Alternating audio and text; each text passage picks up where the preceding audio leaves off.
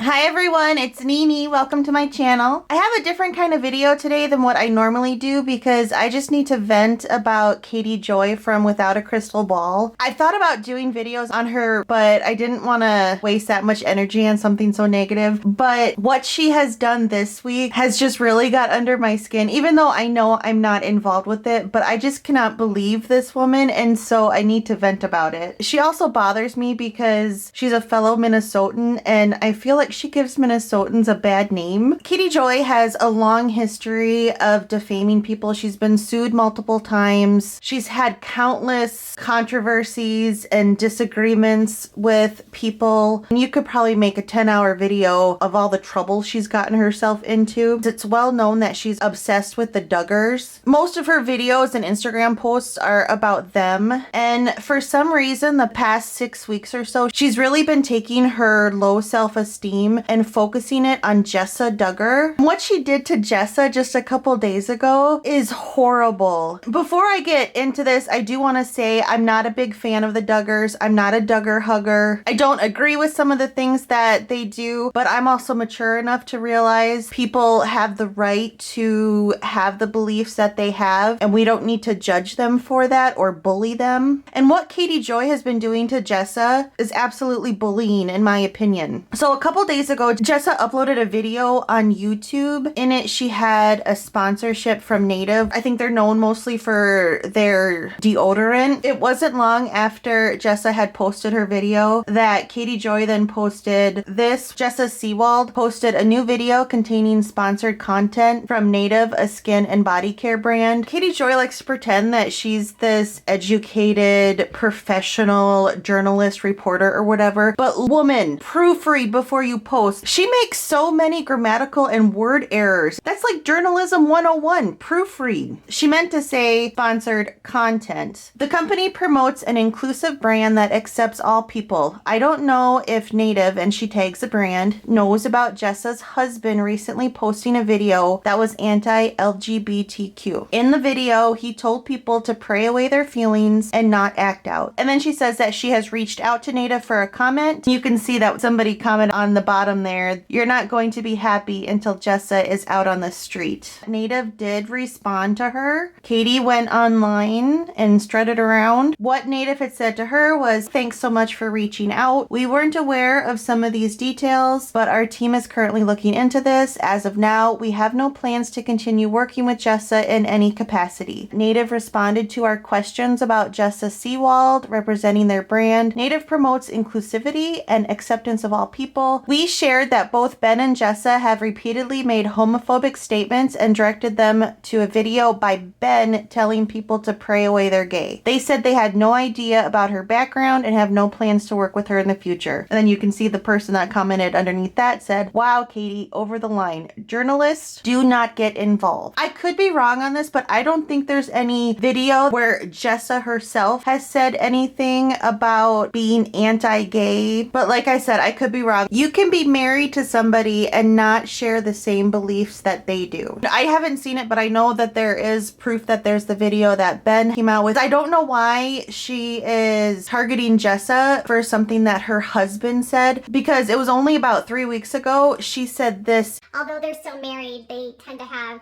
as far as I was told, differences of opinion on their faith." I was actually told by someone that is friendly with the Duggars that Ben's belief system as a Calvinist Baptist is quite a bit different than his father-in-law. Katie also said, "For those claiming this interferes with Jessa's work, let me be clear about something. There are plenty of conservative brands she can partner with and do advertising for on her channel. However, she should not be profiting off a company that promotes inclusivity when she promotes the exact opposite." Why is it your business? I think her sole reason for contacting the brand is because she is super jealous of Jessa, and that is my opinion. In my opinion, Katie Katie has very low self-esteem, and so when she sees women who are prettier, who are more successful, who are better educated, who have happy marriages, she gets extremely jealous, and so she has to nitpick at them. This is why she comes so hard for Emily D. Baker. She's just been coming hard at Jessa. Back on December 13th, she posted on her Instagram and shared a couple posts that Jessa had said about some cute things that her kids have been saying. Katie Joy said, Jessa Seewald is on Facebook posting things her children say. Sadly, Jessa is still very much tied to her family and their belief system. She and Ben remain deep under Jim Bob's control. I honestly hope she wakes up because this is just her offering a distraction, likely at the direction of Jim Bob. We understand your frustration. We know you want to believe that Jessa has free will and these are just cute things she wants to share. The truth is, Jessa is under the authority of her father. She is not at will to do as she pleases online. The sooner people wake up and realize that these posts are not normal, the better. It is not normal in this situation to pick up and go on like nothing happened, but that's what they have been instructed to do. What she's referring to there is this was around the time of Josh Duggar's trial. He is disgusting, but you can't blame family members for what other family members do. Ted Bundy had brothers and sisters. Are they all considered serial killers? Also on December 13th, because Katie Joy doesn't really have a life off of the internet and she will post 10 to 20 times a day on Instagram, and sometimes she does multiple videos a day on YouTube. That same day she posted that Jessa was in denial. My source said that Jessa believes that Josh is guilty, but she doesn't believe much of anything else at this point. The source went on to say that Jessa is certainly evaluating what it means to be part of the family, but that she just doesn't believe her father would lie to her. Of the 4 girls, and here she's referring to the girls that were essayed by Josh, she is the only one that refuses to stand up against Jim Bob, said the source. Jessa's innocent posts about her kids are a way for Jim Bob to show to the world that they are not bothered. Katie Joy reads way too much into what people post online. I think it was when Ginger had a second baby and she didn't post that much on the internet. Katie Joy was making all these assumptions that her marriage was troubled or that the family was struggling. It didn't even occur to her that maybe she was just enjoying time with her newborn and enjoying time with her family, becoming a family of 4. I don't know why it's not even a consideration in her head that not everybody spends every minute online. I do believe the Duggar family is going through a tough time right now because Josh was just convicted. What does she want the family to do? Just crawl into bed and just mope around? Bad things happen in life and you have to keep going. Kids are something that do bring a lot of joy. So if Jessa's kid saying something funny makes Jessa smile on a really bad day, there is absolutely nothing wrong with that. And I think it's wrong to assume that Jim Bob orchestrated that. And you also have to remember that Jessa is an SA victim. Yeah, I know she did that interview talking about what Josh had done, and I think they described him as being like curious or something. But you know what? Jessa's not the first victim to defend the person who hurt her. So many SA victims are not believed, and if she didn't feel believed growing up, she's not going to feel believed as an adult. And so it's probably a really hard concept to wrap your mind around it, especially when the person who hurt you is your brother. On December 22nd, Katie Joy posted on Instagram this picture of, I think it's Ivy. She posted this girl's face. Katie will rarely blur out the faces of the children, and so I'm going to do that. Jessa Seewald's Christmas vlog is super bizarre. At the end of the day, they make a feast of only steak. Then she talks about how this is like the feast of the fatted calf from the parable of the prodigal son. And then she starts talking about the lost prodigal son and that family embraces the abusive brother because he's returned and all is forgiven. Seems pretty clear that she's sending a message to her siblings who spoke out against Josh that they must embrace the prodigal son and welcome him home. Kind of sad. This makes people believe that they have to forgive everyone regardless of the abuse and trauma that they inflict. They lack boundaries and any reason for their engaging with their abusers. And this is just another example of every little thing that any of the Duggars post online, she makes her own assumptions about. On January 4th, she shared a photo of Jessa holding, I think it's Fern, and again, she didn't blur out her face, and said, "I have something to say. You either open your eyes or you don't. These photos of smiling kids are fake. The Duggars use corporal punishment and break the will of a child through the use of a rod. Jessa Seewald defends this practice. If you are okay with an innocent child being hit, whipped, and beaten into submission, move right along. I will not be accused of making stuff up because it makes you uncomfortable. Jessa was raised by abusive parents and she's continuing the cycle." And again, she makes it seem like it's a bad thing that Jessa's trying to move on with her life, and then also has to take a dig at her living situation and finances and says she has 4 kids in a 2-bedroom home. She is 100% reliant on her parents financially. Put a pin in that because I'll come back to it. Now for this one, I'm gonna share a clip from Charlotte on the web. She just seems like the sweetest lady. I believe it was January 5th, Katie Joy had posted a picture of Fern with bruises on her face. And again, she didn't blur anything out. She insinuated that Jessa caused those bruises by punishing her. She got so much backlash for that one, she did end up deleting it. That's why I'm gonna include Charlotte's clip. She says, in Jessa's new video, Ivy has a huge bruise across her face. According to the date, it was November 4th. Ivy's eating shredded cheese out of a bowl. Nothing is said about the enormous bruise on her face. Stop calling this reaching. There are children being abused in these homes. Jessa defends the use of corporal punishment. If you want to pretend she's a happy mom, have fun. But I'm going to keep speaking out until these kids are safe. Mom, why do you always interrupt me?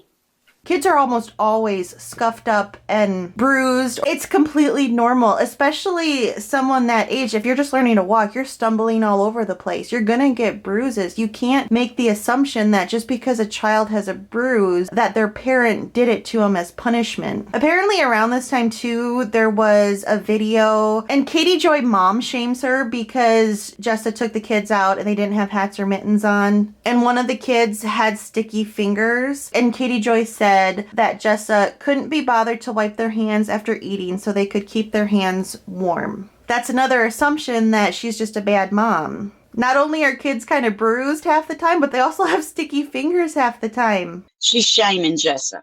Wet ones are cheap. You can bring them with you when you take kids out. When a child eats, then you can wipe and disinfect at the same time. Henry could have used these the other night. You can find these at your favorite store or Walmart. I found a website. Mommy, you should come up. Yes. I can't. I can't. Good night. Mommy. All right. So, Mommy. what? On January 11th, Jessa uploaded a video talking about that they were getting a new house and had started remodeling it. Katie Joy is so obsessed with the Duggars that she has dug into many of their tax records, property records, their financial records. So of course she did this about this home, trying to find out the financial details on it. She also thought it was weird that the video was filmed in the summer and that she only uploaded it now. She was again saying that it was Jim Bob trying to create a distraction from the Josh Duggar stuff. I completely see why Jessa waited to post it. People do that all the time when they're doing remodeling projects. They don't upload videos every step along the way. It's perfectly common and not weird at all to wait until the project is finished and then release videos on it. But Katie Joy wants to make the Duggars look as bad as possible. And that's what people do. When you hate your own life, you pick on other people because it makes you feel better about your own miserable life. Apparently in one of the posts that Katie Joy had posted about this, she included the actual address of the home, and so then she reposted it and said, "We deleted the previous post because we missed the address at the bottom." I believe you meant realized, KJ. I'm a professional. And of course, Katie Joy had to make a video about it. The video is so cringe to watch. I did force myself to sit through and watch it so I could get clips for this video, and I wanted to shoot myself in the foot by the time I was done. It just screams stalker. She included pictures of the front of the house. She says what town it is in. She says what church it is next to. That is doxing, isn't it? Another thing Katie Joy is known for is making a mountain out of a molehill. In that video, she made it seem like Jessa was screaming at people in the comment section. And a lot of people immediately were in her comments asking her questions about, like, where did this house come from? How did she afford this house? Is this a gift from her daddy? I did some digging and sleuthing for you to figure out where this came from, and actually after I spent most of the day trying to figure out where this was coming from,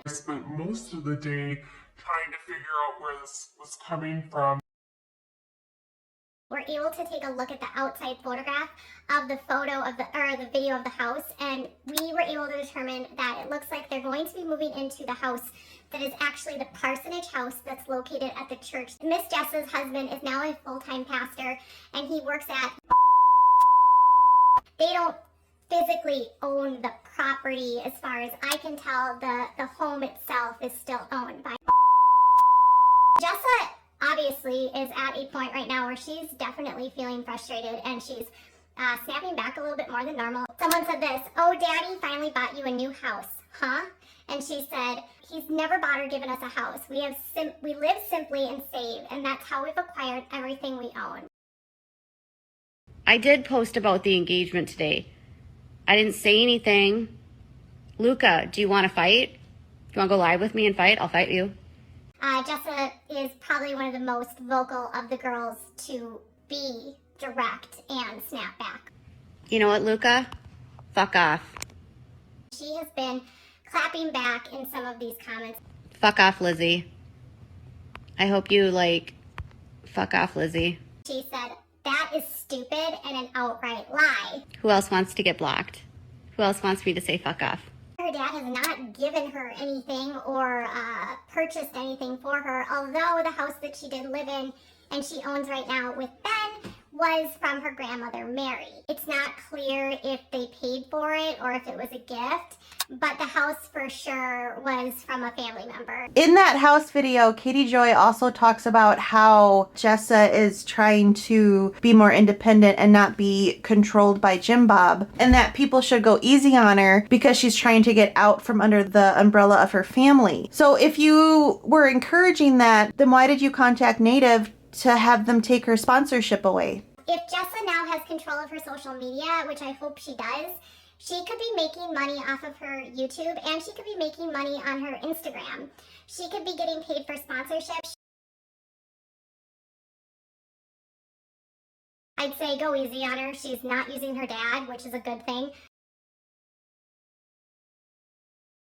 And Jessa is taking steps to be independent from her dad. So that's all good things for Jessa. It certainly looks like she's trying to move forward and take care of herself and her own family and not be so controlled by her father. So in that respect, we will be remaining hopeful. Katie Joy went live on Instagram last night to try to defend her actions in getting Jessa to lose a sponsorship. Listen to her say this about Katie Bates. I actually don't think Katie should be held responsible for her parents' racism or her brother's racism. So if Katie Bates shouldn't be held responsible for her brother and father's actions, why does Jessa have to be held responsible for her brother's and father's actions? She'll still get paid.